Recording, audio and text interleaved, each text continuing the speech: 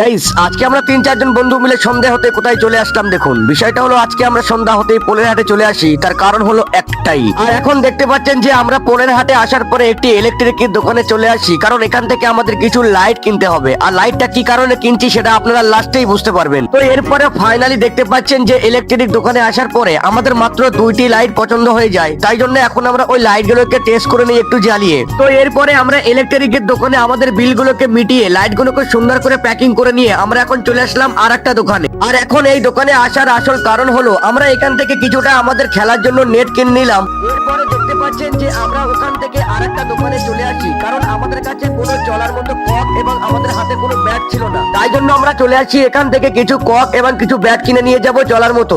আর সত্যি এখানে থাকা এই ব্যাট গুলো কম দামের ভিতরে অনেকটাই ভালো ছিল। আর তাই জন্য এই দোকান থেকে চলার মতো কিছুটা ব্যাট এবং কিছুটা কক কিনে নিয়ে আমরা আজকের মতো এখানেই ভিডিওটা শেষ করে দিলাম।